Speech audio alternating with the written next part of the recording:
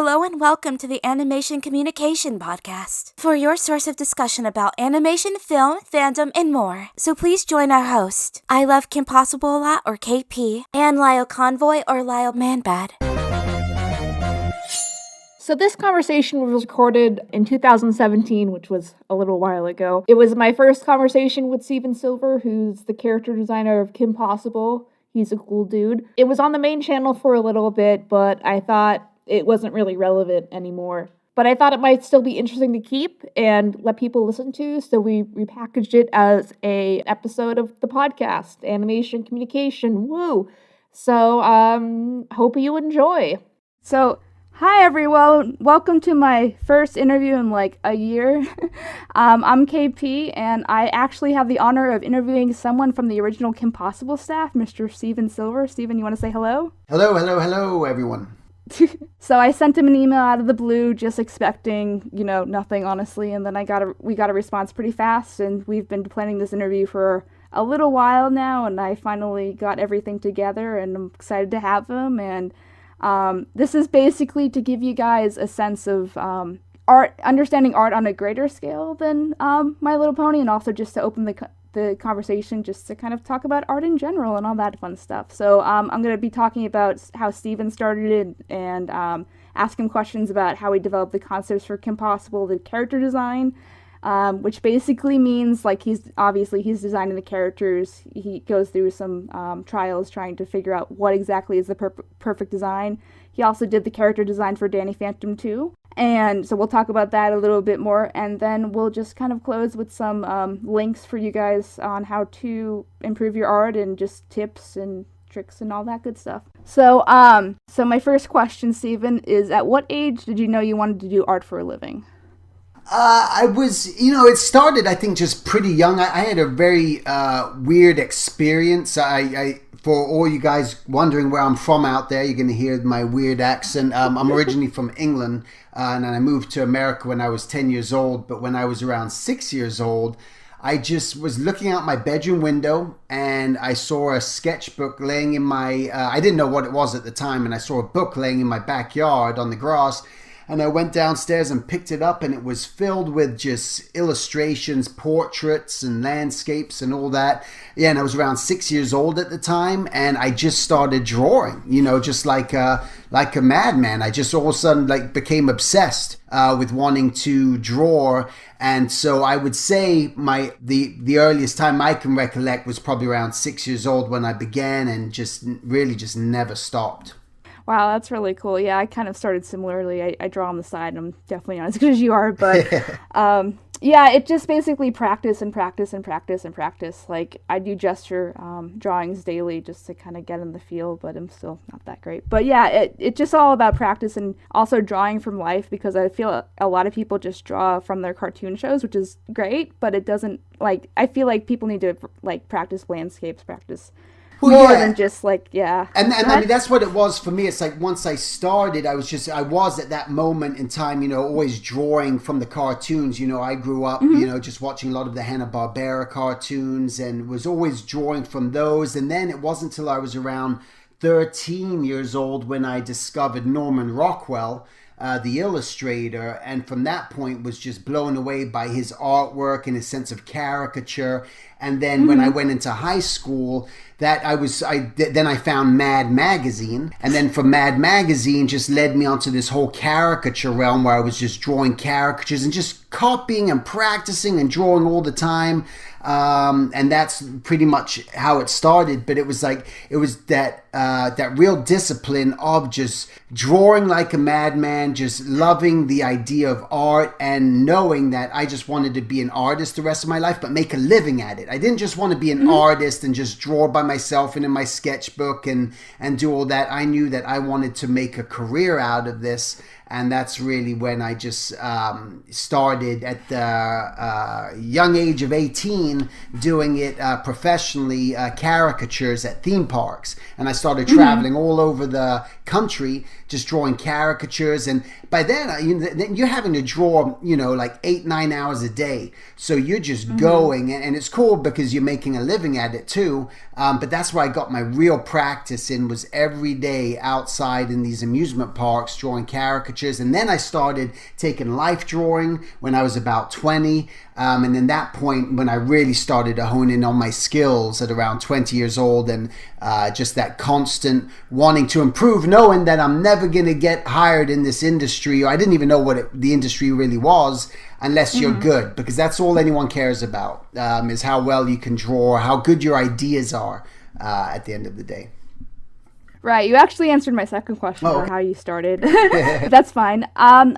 So my next question is, how did you make your transition from drawing just freelance to basically drawing for the animation industry? Yeah, so it was interesting. I'm a firm believer, if this is something you truly want to pursue and get into, is just try to join organizations or clubs or meetup groups, whatever you can within the art realm. And when I was living in San Diego, there was an art group out there called the Southern California Cartoonist Society. And every month they had a meeting, and they always brought guest speakers. So one of those months, one of the guest speakers was a guy named Tom. I can't remember his last name. I wish I could. And he worked on Freakazoid at Warner Brothers. And he was a storyboard artist. And I was always showing people my stuff because I always wanted feedback. Hey, is there any advice you can give me? And I showed him my work, and he said, hey, you got some pretty good stuff.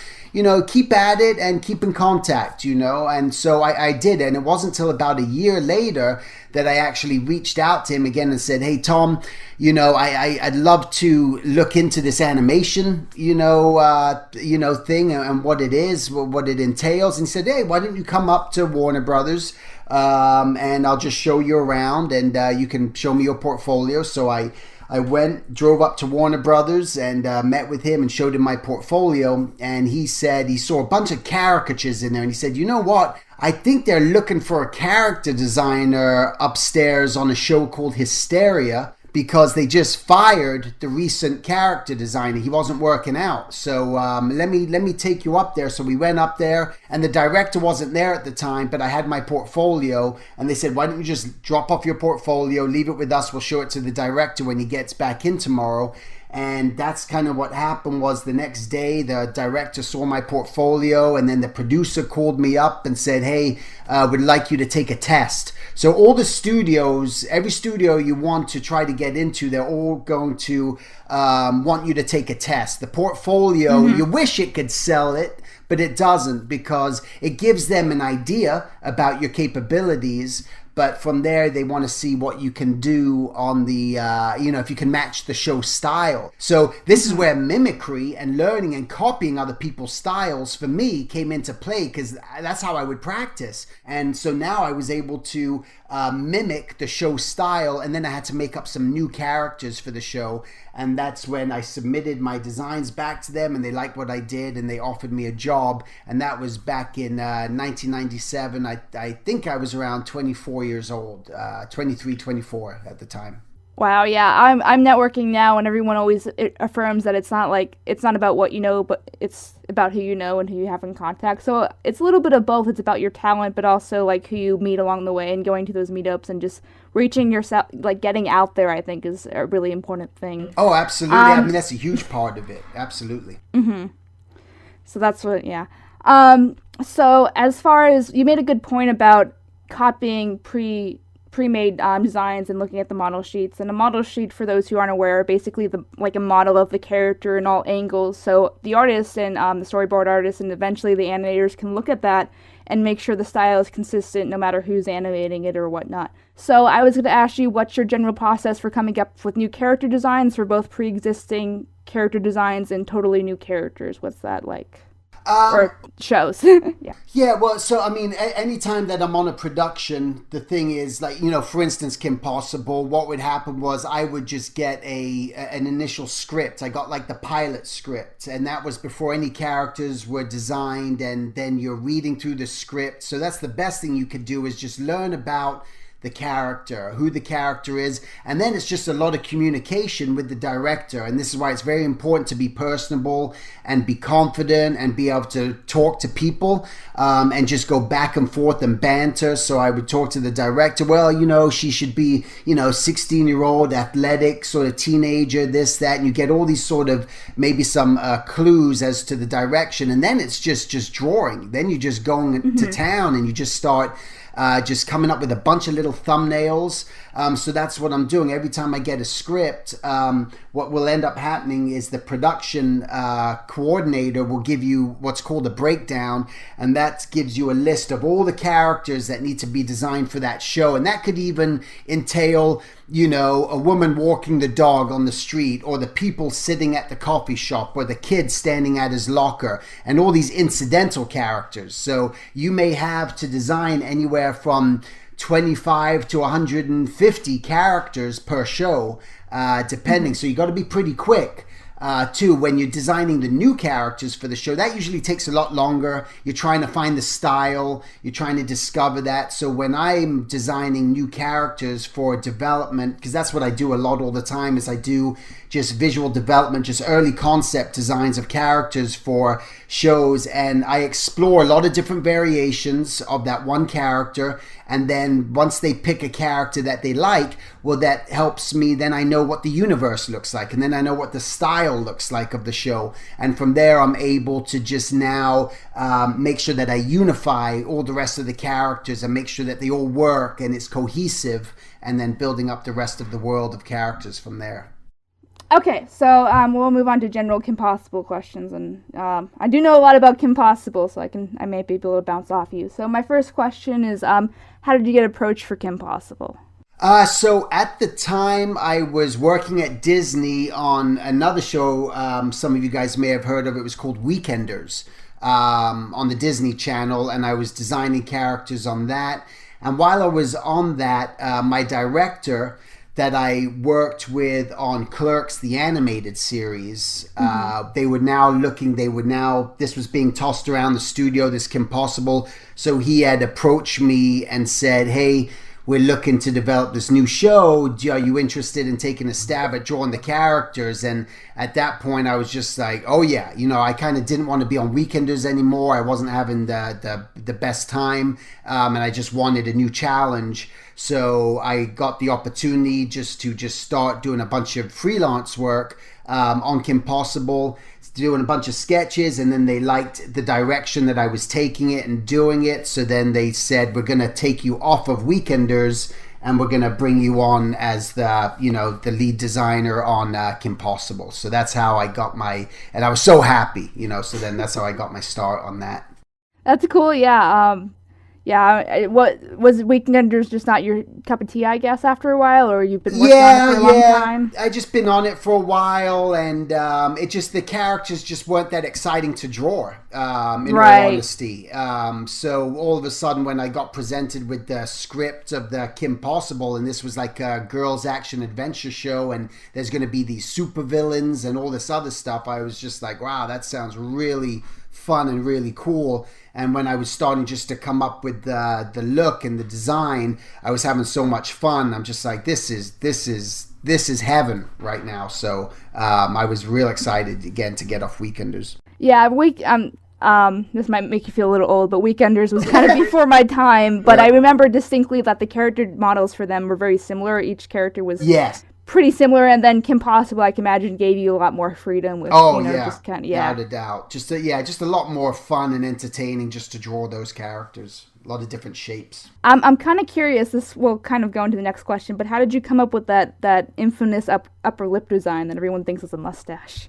Right, I think part of it is just working back and forth with my director, Chris Bailey, and then as we were just drawing, I think it just sort of like happens in the sketches, right? So you're just sort of like drawing and you just do something, and I think it just reflects somewhere along the line, and maybe even when they colored her, Alan Bowden was the art director, and when it got colored, that sort of got left in there, and it sort of just changed and evolved the style from that point. It was just one of those things where it was just left.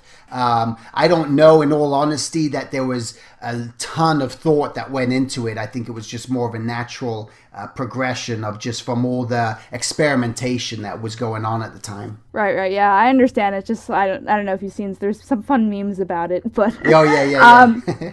Anyway, so it seems like especially for the Kim Possible characters, that they were very influenced by their character, like who they are. Like, for instance, Draken had like these big shoulders and like the kind of the scar for the eyes, and Ron has like kind of a slacker kind of look with the loose pants and stuff. So I was just wondering, like, as far as what kind of descriptions were you given when coming up with the core cast?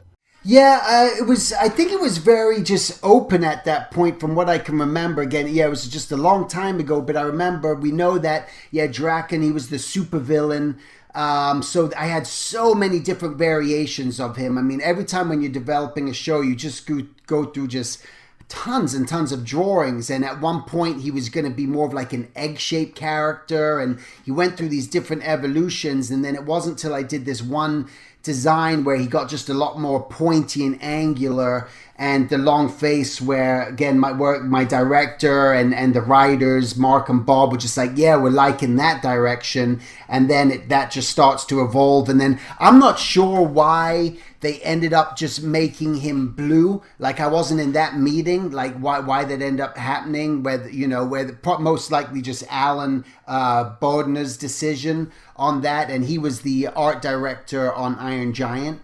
Oh, wow. So, he had just he was a great colorist, and the color themes that we were going for at the time were all based on like the old Disneyland posters. If you guys have ever seen like Space Mountain and all these different old Disneyland posters from the 50s, that was almost like the color palette and stylization that we were trying to blend everything into. And then, just with the characters, knowing Ron, his personality, reading through the script, that he's a sort of slacker, and, getting the baggier clothes, made sense. But I also just remember distinctively, like with Kim Possible, I was told by the executives, and I was told, you need to figure out what kids are going to be wearing 2 years from now, because the show wasn't going to be coming out for a couple of years. So it's just like, so then you start thinking like, oh my God, what are kids going to be wearing 2 years from now? How am I supposed to know? I can't go into the future. But part of us, we did know that I knew people were most likely still going to be wearing jeans. Khaki pants were pretty popular, then, and still are today, funnily enough. It's one of those things that those have been around for a long time. And that's, that's where those sort of, the simplicity of it kind of came from. Out of curiosity, was the show already greenlit before you were brought onto it?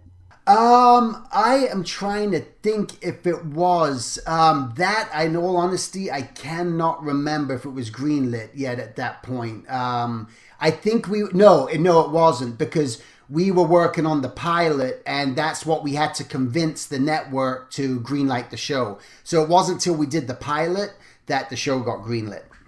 Right. That makes sense. Yeah, to explain, greenlit basically means you have to convince the studio, or Disney in this case, to fund like for whatever season, because they have to pay for a whole season, usually one at a time, or sometimes two, or whatever. So yeah. But anyway, so I recently saw on your channel you released the first animatic for the episode Crush.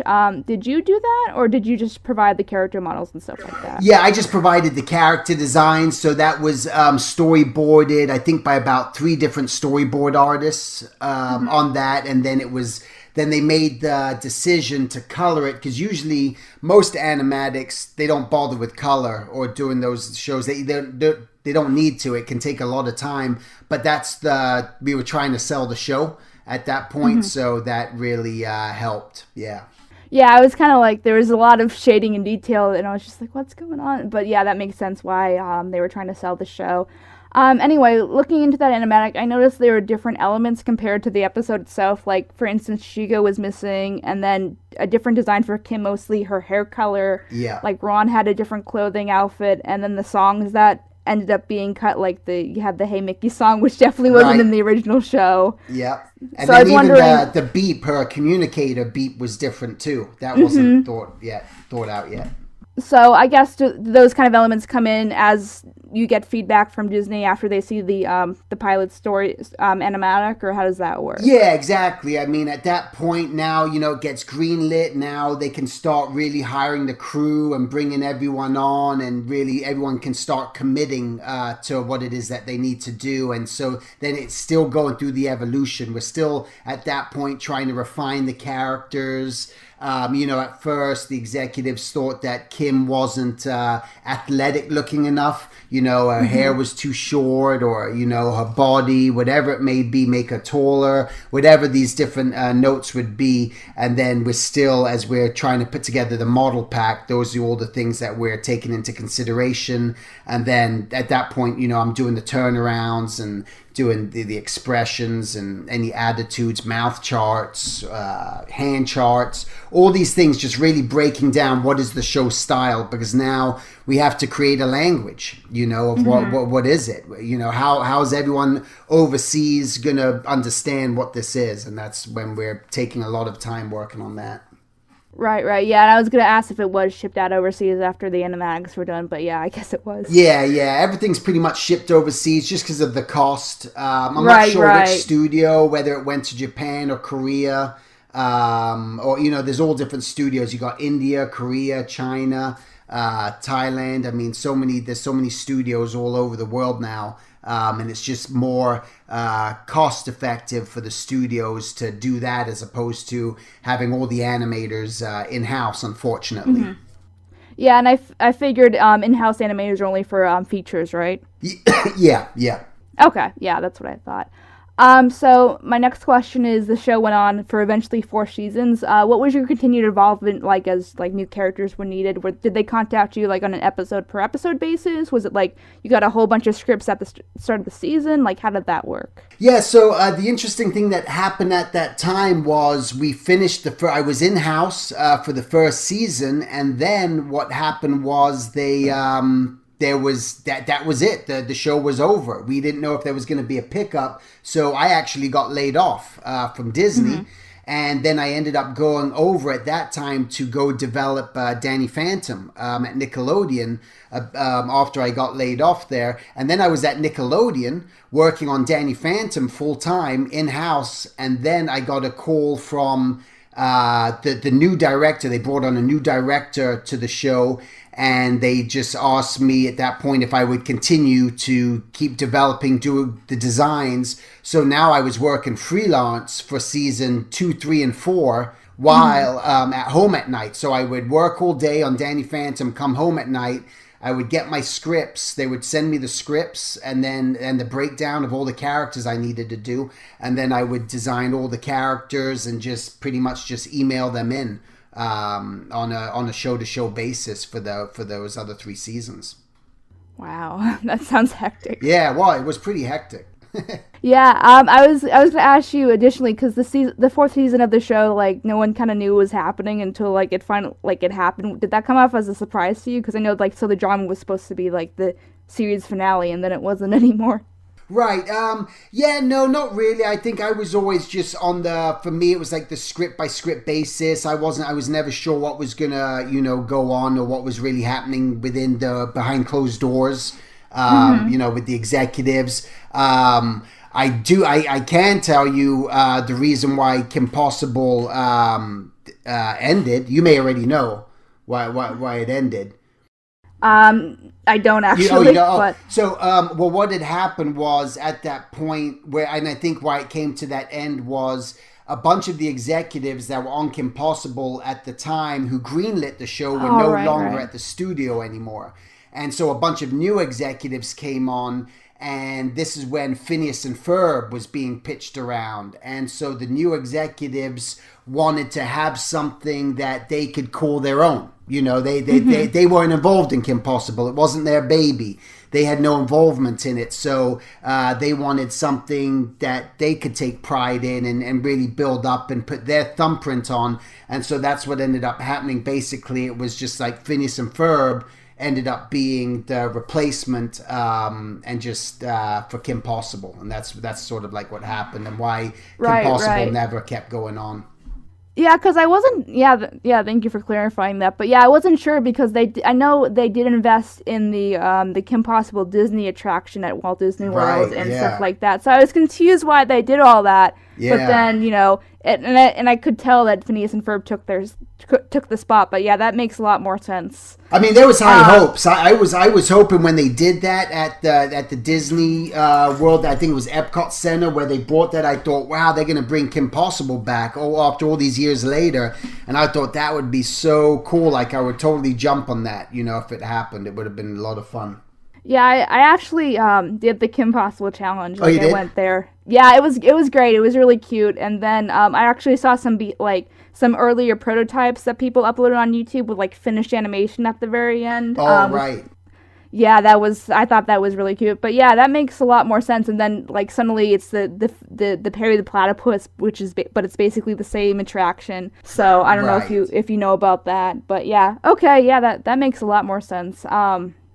But do you know? Well, yeah, you don't know why it got renewed. Anyway, so who is your favorite character, and do you have a favorite episode you either worked on or favorite episode just to watch? Oh my God, really, I can't. Yeah, I don't know that I could ever name an episode, but I really just loved every time I got a script and had to draw new villains. I was always excited. Mm-hmm. To see what that next villain would be, whether it was, Duff Killigan or, Monkey Fist or any of these characters that would just show up. You had the repeat ones, of course, over and over, but that was always just the exciting thing to me. So I can't say that there was really ever just one character over any of them. It was, even just drawing some of the incidental characters were just a lot of fun because you could just, have a lot more fun with them knowing they were just going to be throwaway characters in the background or something. But yeah, there was no, I can't really say that there was any one particular character. Okay, and then my last question as far as Kim Possible, any favorite behind the scenes moments? I'm sorry? Any favorite behind-the-scenes moments? Any favorite behind-the-scenes moments? Wow. Sheesh. There's nothing that's sort of like popping into my mind, I mean, when I was in-house all the time, people sometimes ask how did I ever meet the voice cast and all that. Oftentimes not, because they were doing the recordings in another studio off of outside of where we were. But sometimes when I was having to design characters, I would either design the character first and then they would get a voice actor to sort of fit the mold of the character I designed. Otherwise, I would get a voice track of the character first and then design based on what I think that character looked like based on their voice. But I do remember when I was designing Senior, it just it was taking forever for me just to get that design. Like, they weren't happy with anything that I was doing. No, he doesn't feel right. Doesn't feel like this character. And then it wasn't until about 2 weeks later that they told me he was going to be voiced by Ricardo Montalban. And then at that point, that's when everything became clear. And I'm like, then I sort of saw the character, and that's what I was basing Senior off of, was Ricardo Montalban, and that's when the design got approved. So it's sort of like, I wish they would have told me that prior, 2 weeks earlier, that it was going to be that guy. I think I would have saved myself a lot of heartache and trouble. Yeah, for those who aren't aware, that's the same actor who plays Khan in Star Trek. Yeah. But yeah, he looks he looked a lot different then than he did, back in the Star Trek days, obviously. Yes. So, but his voice is exactly the same. You never miss a beat with that. Following up on that, one of the characters that really struck me, I thought that maybe you got the voice demo reel is for Camille Leon. Do you remember her? She was played by Ashley Tisdale. Right, yeah. So yeah, that one that I would have got from the voice track already on a lot of those main characters I would get the voice tracks for. Yeah. Okay, yeah, I was just curious because she very much seemed like someone who was brought on and then, she was developed into the show. So, all right. So next I have the Danny Phantom questions. kind of similar, but obviously the answers will be different because it was a different process. How early were you involved in the process for Danny Phantom? Were they still in, like, did the show already greenlight? Were they still pitching the show to Nick? Those good questions. Yeah, no, nothing was happening at that point. What happened was I ended up getting a call from one of my friends that I worked with at Disney, and they said, "Hey, Butch Hartman, who was the creator of Fairly Odd Parents, he's looking for a character designer for this new show that's got, that they're going to be doing." So I think the show got greenlit, in all honesty, before there was anything, from what I remember. There was no designs or anything yet, and just an idea that Butch had just drawn on a napkin or something and pitched them the idea. And so I went in and met with Butch, and then I just started. He just gave me the parameters, said what it's about, this ghost boy, and then we got these other characters. And they actually just hired me just to take a test. So I just went back home and just drew just tons and tons of designs of what I thought these characters may look like, and then turned it in to Butch, and then he hired me off of all the designs that I ended up doing, and then they brought me in-house. And at that time, I was just working on it by myself, just working with Butch, all the time, just doing a bunch of designs, going back and forth and coming up with the concepts and ideas. And then it was a few weeks later, no, it might have been a month later, because the other character designer I was working with, Shannon Tyndall, he came in maybe about a month later, and then we shared an office, and we were both designing and developing the characters from there. And Shannon is known for, he just recently came up with the idea for the movie Kubo, and the Two Strings. Oh wow, yeah, that was fantastic. Yeah, so here's the magic behind that, and just an amazing designer too. And then after that, when he left, he ended up leaving to go work on the Proud Family. Left, and then another designer came on, and his name was Ben Balistreri. So there were always two of us, and we were always back and forth getting the scripts, because there were so many designs, and we'd take turns at splitting who got the cool characters, which main villains do you get to design, which ones are you going to design. But the whole lineup was basically, all created and everything at that point. Okay, a couple of follow-up questions. Butch Hartman has a very distinctive design. Were you modeling like a lot of Danny Phantom from the Fairly Odd Parents design and kind of tweaking that, or like how did that work? Yeah, a lot of it was knowing Butch's sensibility, and that he didn't want to detract from his sort of Fairly Odd Parents style. So what we were responsible, we're coming up with like the concepts, right? We're coming up with like the hairstyles, the look, the clothing, the costuming. We're designing all that stuff, but then we're being conscious and putting it into the Fairly Odd Parents. The Fairly Odd Parents world, with the big eyes and the dark outlines and the straight against curve. So we're thinking about that in that process. And the very early designs were a lot more organic.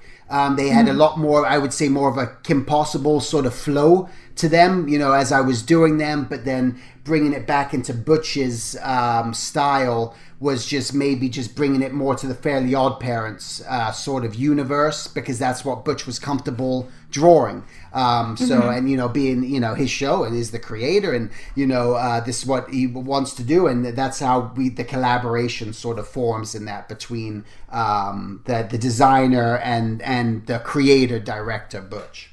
Okay, and then the second question I had to follow up on that was, as far as the backgrounds, were you involved in any of the designing or coming up with concepts for just general background look or feel or anything like that? No, I don't do no backgrounds at all. I just strictly do the characters, and I don't know the guy's name. I think I remember his name was Justin. I can't remember his last name. Just I had worked with him on Clerks, actually, when I was at Disney a long time ago before that, and he an amazing background designer, and he came and really created the background look of the show. Okay, yeah, because I was just wondering if you like obviously if you guys talked or anyway, like if you I figured it was back and forth if you sent him Oh, character for sure. designs, yeah. For sure. You have to, because we're trying to unify the characters in the background. We don't want the characters to look so different from the backgrounds and the backgrounds to look so different from the characters. So everyone's really seeing everyone's stuff. In all the pitches that are going on, everyone's getting some, information and insight into a direction, and then it all starts to blend together. Okay, I have another similar question. I don't know if you can answer this one again, but any favorite characters to design or any favorite episode layouts? Like, do you have anything like that? I really had fun, like, design. One of my favorite characters I designed was Skulker. All right. Yeah, I really, that was a fun one to do. Like the box ghost, he was just a simple one, fun one. Like the lunch lady, that was fun. But there's so many characters. I can't even like Walker, and also Vlad Plasmius. Designing him was kind of fun. Just trying to come up with that sort of vampire type character. But yeah, there was so much drawing done. I mean, it was crazy. Even when I think about it, I start to shake and think and sweat when I think about the amount of designs and development that were done before these final designs get approved. So what we do is we're doing a bunch of designs, we're drawing, then we should go up to meet with Butch, show him all our concepts and ideas, and then they'll say, yeah, no, I like that one. Go ahead and take that one to the next level, and then it will go to the cleanup department. Where the cleanup department is responsible for putting that thick illustrator line around the characters. Right, yeah, that makes sense. And my last question for Danny Phantom, there was recently a little Danny Phantom Fairly Odd Parents short that was just made and released recently. I was wondering if you saw that. Yeah, I did. It was really awesome. It was interesting looking at it, just that it was a little bit different looking. Like when I was looking at the Danny Phantom stuff, they didn't have the thickness of the line. They didn't sort of put that in there, and there were some other things that I felt was missing a little bit from the original series. But again, it gets me excited. I go, Butch does a lot of stuff on talking about Danny Phantom, and I'm always in there, Butch, are you going to do it? Is the studio going to let you do it? Will they let you bring Danny Phantom back? Because there's such a huge following for it. It's just yeah, there is. Yeah. It's insane, how many people and just want it back, and you'd hope that the studios would get wind of that and just realize its popularity and say, let's do it. And I just hope that when it does happen, that Butch calls me up and asks me to come back onto it, because I'll be more than happy to. Do you think it will happen relatively soon? I don't know soon. He just came out with this new show, Bunsen is a Beast. Right. I heard about that. Yeah. So I'm not sure. It depends how well that one does. But, Butch is a machine. That guy is the most driven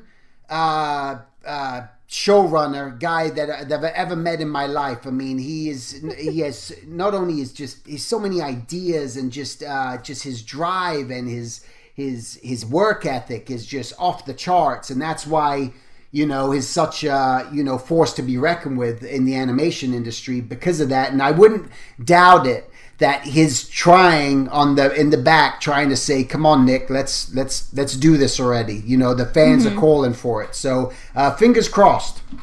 All right, and then similar question: do you think they'll bring back Kim Possible? Because rumor had it that Bob and Mark were pitching it like a computer animated version of it, like relatively recently. So I'm not sure if whatever happened with that, or if you've heard anything, or what do you think? Yeah, I don't know. Again, another thing I did hear that too. There's always that. I think at some point they're always looking for new ideas, but the reality is what we're seeing is a resurgence of a lot of old shows coming back on TV, like even things that have been done before, like what they're doing with a lot of the shows from DreamWorks, that they're making them TV animated series, or they're doing like Disney's now doing Tangled, so they're doing a lot of properties that they know have a big following. So if they keep following that model and they keep thinking like that, I think you never know, there could be a chance that they bring it back. That's true, yeah. Especially what happened. Did you hear what happened with Hey Arnold? They're making a movie with it. Yeah, now? yeah, exactly. Yeah. After all those years, they brought back Hey Arnold. Yeah, yeah. So that's why I think for sure we're gonna see Danny Phantom and Kim Possible back again. However, maybe a lot of the listeners here, they may be growing up with their own kids by then. By the time it happens, who knows? Right. Here's hoping something. Okay, Yeah, so yeah. let's see. So these are more just wrapping up questions. So you have an online school where you tutor, incoming people that want to do character design or animation, stuff like that. How did you come up with the idea with it, and how do you usually let people know? Is it all online? Do you have a in-house where they meet? Yeah, I do a couple of different things. So I teach character design. One of them is on a school site. It's called schoolism.com, and that my good friend Bobby Chu had created that. He lives in Canada. He's out in Canada. And he created that school, and it was basically just me and him, the first teachers through there. He had asked me to be a part of it, and it's been going on for about 10 years now. And there's a bunch of other classes and I teach 2 character design courses on there now. And there's, again, some other different courses through there. And then I also have my own school where I teach live. I live out in Simi Valley, California. And I do now what I call a studio mentorship, where I just accept 5 students into the program, and they come and we meet once a week from 7 till 10 at night. And it's an 8-week course where we go through just the character design mentorship through there, where I'm working directly with them, and they're just building them up and giving them all the sort of tools that they need to, if this is something that they want to do in their own career. Right. Yeah, that makes sense. I always like teaching people how to learn new things, but so I assume that's very rewarding for you, just to be able to. Oh yeah, yeah, absolutely. That's what I truly love more than anything now. In all honesty, I love teaching more than anything, and that's where most of all my energy goes towards. Is all my teaching that I do. I do workshops all over the world, and just again doing the live school and these different things. And but yeah, if anyone's interested, if you just go to my website, is silvertoons.com. That's with a TOONS.com, and I got under my classes and everything there shows all the stuff that I'm doing. Okay, yeah, we'll make sure to put that in post, like a big link on the thing. Anyway, so any advice you want to give for someone who wants to go into the animation industry? Yeah, my biggest advice for anyone wanting to seriously do this is, number one, deciding that this is what you want to do and really taking it seriously. And what seriously taking it seriously means is starting to make sure that not only are you learning how to draw the human figure and gestures, but you're out there practicing and drawing from life a lot, where you're observing in your sketchbook and you're drawing expressions and attitudes and looking at characters, and make sure you're extremely versatile. The biggest thing is that where people go wrong is if they're just sticking in one sort of style in their portfolio. And what the animation industry needs is they need people who are versatile, because every single commercial is different, every single movie is different, every single animated show is different. So the more versatile you are, the better chances you have. So if there's a certain genre of cartooning you like, and it may be towards manga or even anime, which is very common with a younger audience, you don't just want to do that, because that's going to destroy your chances, and people don't honestly like seeing that sort of work in a portfolio. They want to see just a broad range of a lot of different sort of character stylings and a lot of different sort of variations on one idea, because you're really being hired for your ideas. You don't want to put fan art in your portfolio. You don't want to do stuff like that unless you're redesigning a character completely and giving it a whole new look. Because that happens, maybe it's Bugs Bunny, but you're redesigning a whole new look to Bugs Bunny, or it could be Scooby-Doo, and you're redesigning what would those guys look like in a whole new look, a whole new style. So those are the sort of things you could throw into your portfolio. And that would be my advice, is just know that it's something, just take seriously. Just, you want to become a great draftsman. You want to just learn how to draw. And for any aspect of this industry, that's going to be your best bet in trying to get yourself through that door. Right. Yeah, when we do, we hire artists and animators and stuff like that on the production team, and a lot of people say like they can only draw X thing, or they can only do character design, or they can only do backgrounds, or even so, like they can only do like a My Little Pony character in their specific style, and that's great, but if we need you to do a storyboard or we need you to do something a little bit different, then you're very limited. So we try to also, be versatile, learn everything. Well, I will say the versatility needs to be within that one specific thing. I would say you don't want to have a portfolio filled with storyboards, character designs, props, backgrounds, because you don't want to be a jack of all trades and master of none. You want to really just showcase because every studio is looking for specific positions. They're either looking for a character designer, prop designer, background. So you want to fill your portfolio with the versatility and variety of that content. It's like my whole portfolio is nothing but character design, because I don't want to do storyboards. I don't want to do backgrounds. I don't want to draw props. And that's all I'm sort of focused on. So that's where I would say that's very important. Right. All right. And then anything you want to talk about? Any social media links? I know you have a YouTube channel. Anything else you want to plug before we end? You can follow me on my my Facebook, which I'm not even sure. Maybe you guys could just put the handles in there. I think it's Facebook. Yeah, that's fine. Yeah, my Facebook, and I have an Instagram too. And then every Monday I do what I call an art talk on my YouTube channel. And I think that's where you found me, actually, right? Through my Monday morning YouTube channel. And yeah, that's it. And then my website, silvertoons.com. All right. Well, I think that's all the questions I have. Thank you so much for coming, Stephen. It's been a pleasure. Oh, you bet. Thanks so much for the invite. No problem. Thank you so much for listening to Animation Communication on YouTube, Spotify, or your favorite podcasting provider. We are really hoping the show makes a difference in how people view animation, as well as media as a whole, as well as giving and providing advice for people all over the world who like and want to join the animation and media industry. If you like what you heard, please remember to show support by giving a like, a follow, rating those 5 stars, as well as subscribing to our main I Love Kim Possible a Lot channel on YouTube, and turn your notifications on. New episodes of Animation Communication come out every Wednesday at 6 a.m. EST on podcasting platforms and 4 p.m. EST on YouTube. You can follow the podcast on Twitter, Instagram, and TikTok at the KP Podcast for information on upcoming guest episodes and more, as well as our hosts KP and Lyle Convoy at I Love KP a Lot and at Lyle Manbad on social media. I'm Lucy, and thank you for being a part of our community. See you next time on Animation Communication.